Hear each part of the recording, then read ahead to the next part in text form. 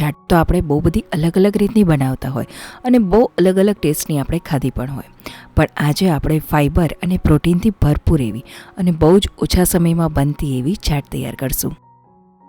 કોઈ પણ આપણે ચાટ બનાવીએ ને તો એમાં સૌથી વધારે વપરાશ તો બટેકાનો જ થતો હોય અને બાકી સાથે સાથે થોડી તળેલી વસ્તુઓ એડ થતી હોય.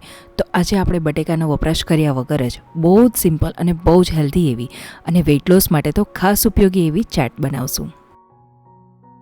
તો પહેલાં તો શક્કરિયાને 20 મિનિટ માટે વરાળે બાફવા માટે રાખી દીધા અને હવે આપણે ખજૂર આમલીની ચટણી બનાવશું. તો આ ચટણીને ઉકળતા થોડી વાર લાગે, તો કુકરમાં તો જરાય વાર નથી લાગતી, 2 વિસલમાં તો આ ચટણી તૈયાર થઈ જશે. તો અહીંયા આપણે 1 મોટી વાટકી જેટલી ખજૂર લીધી, સાથે થોડી આંબલી અને વ્યવસ્થિત પ્રમાણમાં ગોળ એડ કરી દીધો અને 1 કપ જેટલું પાણી એડ કરી સાથે થોડું મીઠું પણ એડ કરી દેશું અને હવે તેની 2 વિસલ કરી લેશું. તો ઘણીવાર એવું થતું હોય ને કે ખજૂર આમલીની ચટણી ચાટ તો બનાવી છે પણ એ હાજર નથી, તો આ તો એની એકદમ ઝડપી બનાવવાની રીત. હવે આ ચાટને તો આપણે પ્રોટીનથી ભરપૂર કરવી છે, તો આ રીતે થોડા 1 બાઉલ જેટલા મખાના અને શિંગદાણા શેકી લેશું. અને ઘણી બધી રેસિપીઝ તો કેવું કે આપણને એ જ પ્રિફરેબલ રહે કે ઘરમાં રહેલી વસ્તુ અને એમાંથી જ કંઈક ને કંઈક બની જાય અને વળી એ એકદમ હેલ્ધી હોય. અને અહીંયા તો મેં મખાના શેક્યા, પણ એવું જરાય જરૂરી નથી કે આ ચાટ આપણે ખાલી મખાનાથી જ કરવાની છે. આપણે 2 રીતે ચાટ બનાવશું, એક મમરાથી અને આ રીતે મખાનાથી. હવે અહીંયા આપણી ચટણી પણ એકદમ સરસ 2 સીટી થઈ ગઈ છે ને, તો એકદમ સરસ એવી સોફ્ટ થઈ ગઈ છે ખજૂર અને આમલી, સાથે ગોળ પણ એકદમ સરસ પીગળી ગયો છે. તો સેજ એવું તેને મેશ કરી લેશું અને તેને એકવાર ગાળી લઈએ. અહીંયા જોઈ શકાય છે કે જરાય વાર નથી લાગતી આ ચટણી કરતાં. તો બસ અહીંયા ખજૂર આમલીને આપણે એકદમ સરસ ગાળી લીધા ને પછી હવેજની અંદર થોડું ધાણા જીરું પાવડર અને લાલ મરચું એડ કરી દીધું. તો એ તો આપણા સ્વાદ મુજબ જેવી તીખાશ રાખવી હોય એ મુજબ, પણ બસ જરાક ધાણા જીરાનું પ્રમાણ વધારે રાખવાનું, એટલે આ રીતની એકદમ ઘટ એવી આપણી ચટણી તૈયાર થાય. હવે અહીંયા તો આપણે ખજૂર આમલીની કરી, પણ એની જગ્યાએ ખજૂર અને સાથે આમચૂર પાવડરની એડ કરીને કરવી હોય તો એમ પણ થાય. તો એની અંદર તો ખજૂરને જ ખાલી બાફવાની, પછીથી તેમાં આમચૂર પાવડર અને બીજા મસાલાઓ એડ કરી દેવાના. અને આ બાજુ શક્કરિયા પણ એકદમ સરસ બફાઈ ગયા ને, તો એની આપણે છાલ ઉતારીને કટ કરી લેશું.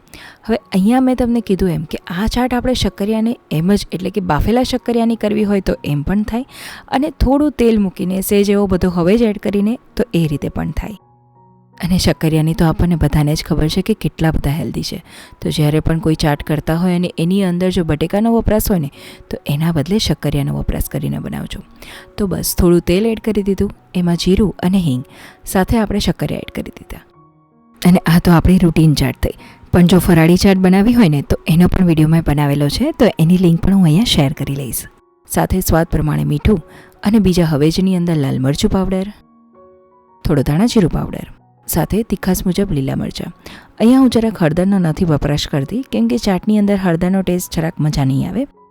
અને હવે અહીંયા 1 કપ જેટલા બાફેલા ચણા ઉમેરું છું. તો આ રીતની કોઈ હેલ્ધી ચાટ બનાવતા હોય ને તો ફણગાવેલી વસ્તુ કે પછી આ રીતની પ્રોટીનવાળી વસ્તુ જે બાફેલી હોય તો એ થોડી એડ કરી દેવી, જેથી કરી કેવું કે આપણને ભૂખ તો સંતોષાય, સાથે એકદમ હેલ્ધી એવું રહે. તો બસ ઉપરથી થોડી કોથમીર અને ટોટલી ઓપ્શનલ છે જો લીંબુનો રસ એડ કરવો હોય તો. અને હવે આપણે ભેળ બનાવી લઈએ. તો બસ એકદમ સિમ્પલ એવી જ આ ભેળ છે.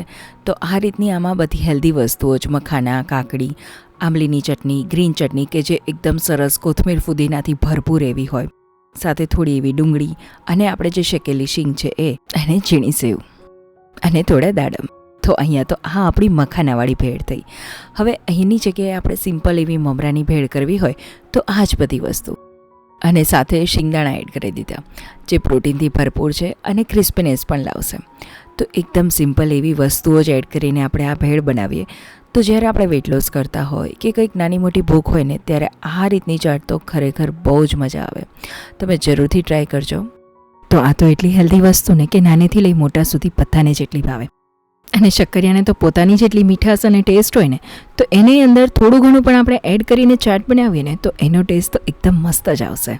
અને જો વિડીયો ગમ્યો હોય તો લાઇક, શેર તેમજ આ ચેનલને જરૂરથી સબસ્ક્રાઈબ કરજો, જેથી કરી મને તમારો સપોર્ટ મળી રહે. ખૂબ ખૂબ આભાર.